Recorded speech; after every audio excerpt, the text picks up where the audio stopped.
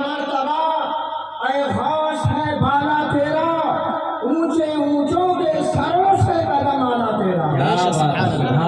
کیا مرتبہ اے غوث ہے بالا تیرا، اونچے اونچوں کے سروں سے قدم آنا تیرا، اور سر بھلا کیا کوئی جانے کی ہے کیسا تیرا۔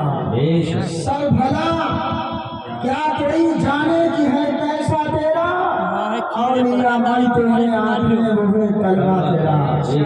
یا غوث اعظم سرکار، تم جس سے روٹھو وہ سرگشتہ دنیا ہو جائے، تم جس سے روٹھو وہ سرگشتہ دنیا ہو جائے، تم جسے چاہو وہ قطرہ ہو تو دریا ہو جائے۔ سبحان اللہ۔ آج آپ اپنے نصیبے پر جتنا ناز کریں وہ کم ہے، اپنی قسمت پر جتنا فخر کریں وہ کم ہے، کہ آپ کسی دنیا دار کی محفل میں نہیں بیٹھے ہو، بلکہ یوں سمجھو تم غوث اعظم سرکار کی محفل میں بیٹھے ہو۔ وہ غوث اعظم سرکار جنہوں نے اپنے پیر کی ٹھوکر سے مردے کو زندہ کر دیا، 12 سال کی ڈوبی ہوئی کشتی کو نکال دیا، وہ غوث اعظم جنہوں نے ایک نظر کرم چور پہ ڈال دیا تو ابدال بنا دیا، ولی کامل بنا دیا، وہ غوث اعظم سرکار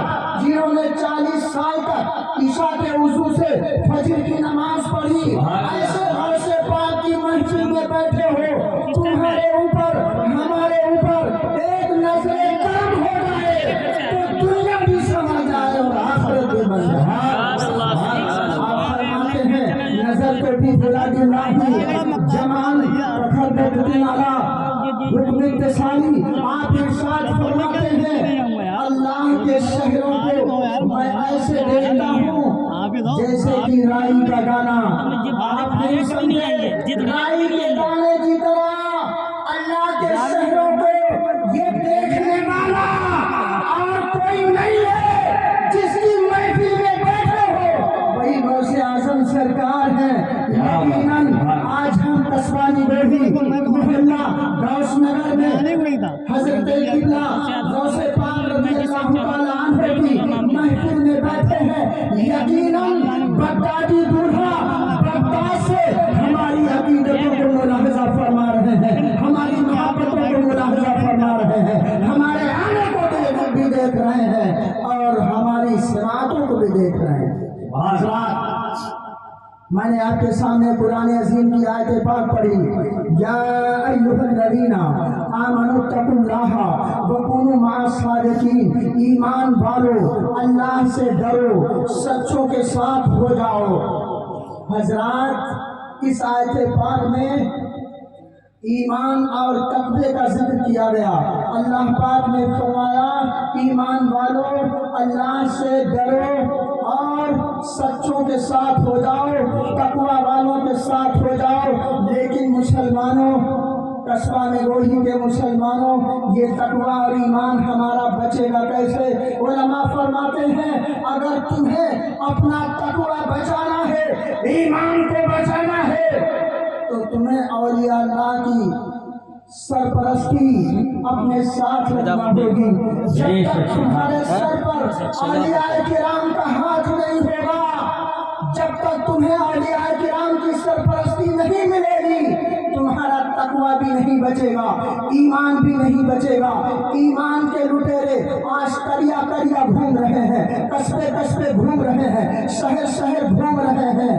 اعلیٰ حضرت فرماتے ہیں سونا جنگل رات اندھیری چھائی بدلی کالی ہے، سونا جنگل رات اندھیری چھائی بدلی کالی ہے، سونے والوں جاگ کے رہو چوروں کی رکھوالی ہے، اور آنکھ سے کاجل صاف چرا لیں یا وہ چور بلاتے ہیں، تیری گٹھری تاکی ہے اور تم نے نیند نکالی ہے۔ حضرات، تو ہمیں اپنا ایمان بھی بچانا ہے اور تقوی بھی بچانا ہے۔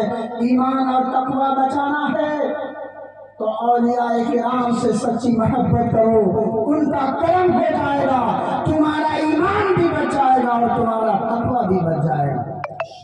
اللہ کے رسول فرماتے ہیں الصلاۃ عماد الدین، نماز دین کا کھمبا ہے۔ من اقامہ فقط اقام الدین، جس نے نماز کو قائم کیا اس نے اپنے دین کو قائم کیا۔ فقط ہدمہ من ہدمہ فقط ہدمہ دین، اور جس نے نماز کو ترک کیا اس نے اپنے دین کے ستون کو اٹھا دیا۔ غریب نواز، اجمیری دولہا، ہند کے راجا غریب نواز اس حدیث کو بیان کرتے کرتے آپ کی آنکھوں میں آنسو آ جاتے ہیں۔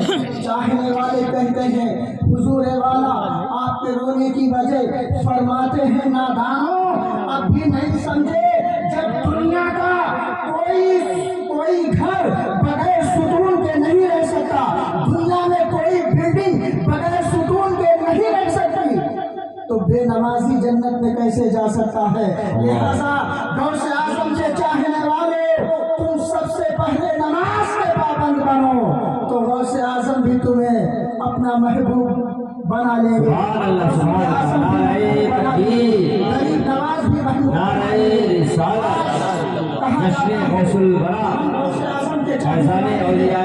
نواز کے ماننے والے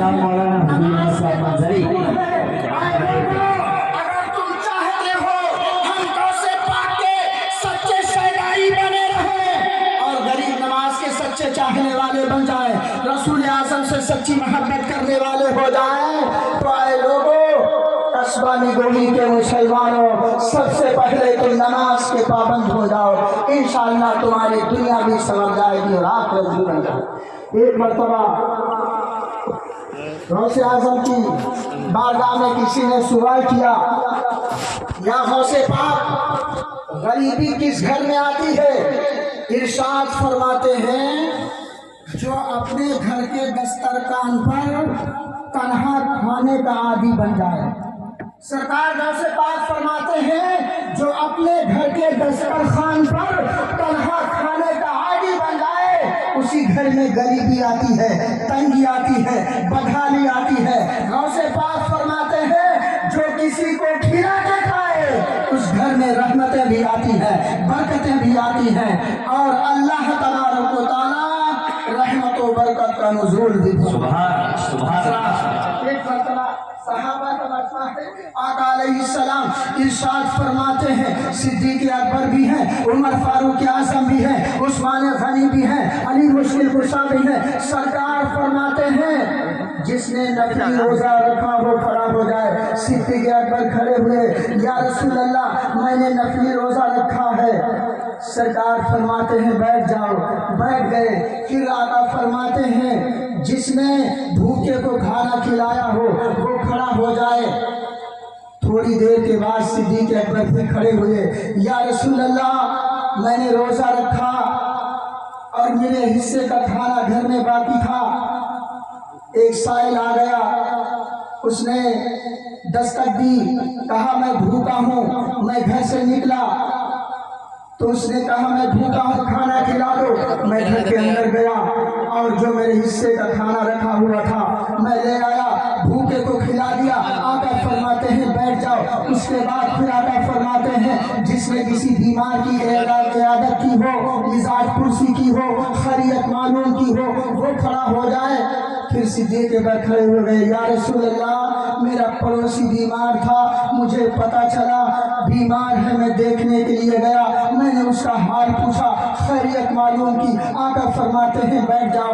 پھر آقا فرماتے ہیں کیا تم میں سے کسی نے اپنے بھائی کے جنازے میں شرکت کی ہے؟ تھوڑی دیر کے بعد صدیق اکبر کھڑے ہو گئے، یا رسول اللہ جو بیمار میرا بھائی پڑوسی بیمار تھا جس کو میں دیکھنے گیا تھا، چند گھنٹے کے بعد اس کا انتقال ہو گیا، میں اس کے جنازے میں شامل ہوا ہوں۔ آقا فرماتے ہیں بیٹھ جاؤ۔ اور آقا علیہ السلام کو پتا تھا یہ چاروں کام کرنے والا آج اور کوئی نہیں ہے، میرا صدیق ہے۔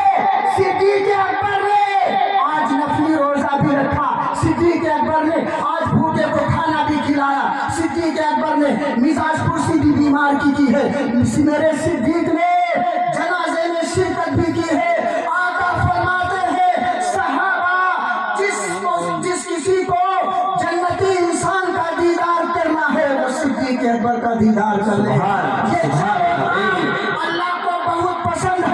نفلی روزہ رکھنا، بھوکے کو کھانا کھلانا، بیمار کی مزاج پرسی کرنا، جنازے میں شرکت کرنا۔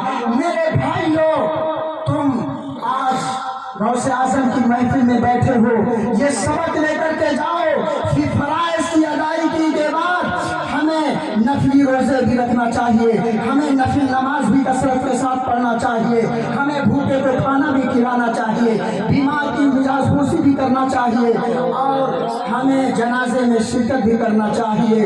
اللہ عز و جل کی بارگاہ میں دعا کرتا ہوں پروردگار ہم سب کا یہاں آنا قبول فرمائے۔ اللہ پاک ہم سب کو غوث اعظم کا سچا شیدائی بنائے۔ اللہ پاک ہم سب کو رسول اعظم کا سچا وفادار بنائے۔ ہم سب کو بزرگوں سے سچی محبت عطا فرمائے، اور اپنے ماں کا، اپنے باپ کا فرما بردار بنائے، ان کی خدمت کرنے والا بنائے۔